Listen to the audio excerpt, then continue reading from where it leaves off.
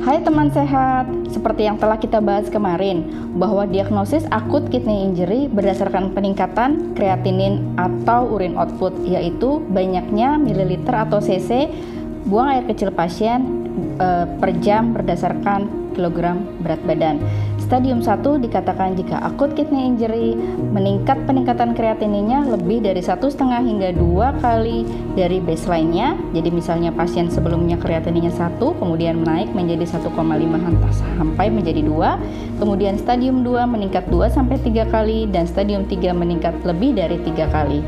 Atau terjadi penurunan buang air kecil pada pasien tersebut kurang dari 0,5 ml per kilo per jam lebih dari 6 jam, atau stadium 2 lebih dari 12 jam, atau stadium 3 kurang dari 0,3 ml per kilogram berat badan per jam pasien lebih dari 24 jam. Nah, bagaimana untuk mengetahui apa penyebabnya? Lalu, apa saja dok penyebab dari gangguan ginjal akut? Penyebab gangguan ginjal akut berbagai macam, namun ada cara keledai untuk mengingatnya, atau yang paling sering terjadi pada pasien kita sebut sebagai think stop, THINK SHTOP, yaitu apa?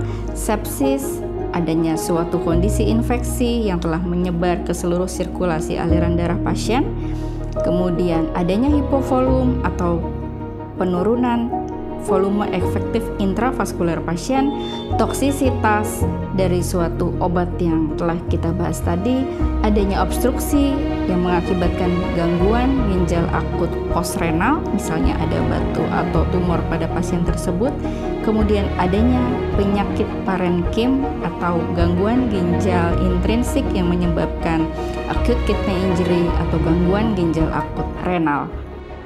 Lalu, bagaimana dok cara mencegah terjadinya gangguan ginjal akut? Pertanyaan yang sangat baik Ibu. Memang pada semua pasien pencegahan kejadian gangguan ginjal akut harus diterapkan atau harus kita cegah. Tentu saja dengan menggunakan konsep perawatan pencegahan terjadinya gangguan ginjal akut.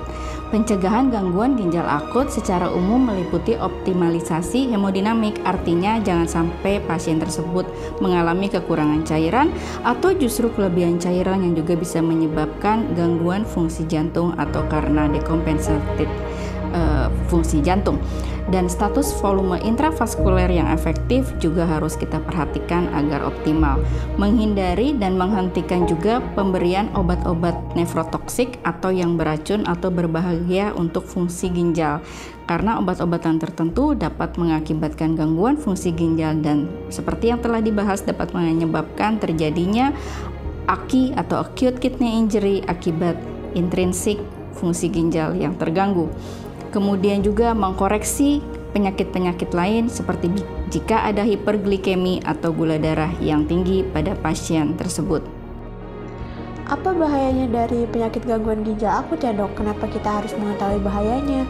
Benar sekali Ibu, bahwa gangguan ginjal akut sangat berbahaya dan harus kita waspadai, karena gangguan ginjal akut dapat menyebabkan penimbunan cairan pada paru yang dapat mengakibatkan sesak, kemudian inflamasi selaput paru maupun selaput jantung yang kita sebut sebagai perikarditis maupun pleuritis, kemudian gangguan elektrolit yang dapat menyebabkan kelemahan otot, dan yang paling berbahaya, gangguan ginjal akut dapat menyebabkan terjadinya gangguan ginjal kronik yang tidak bisa kembali menjadi normal dan juga dapat mengakibatkan kematian.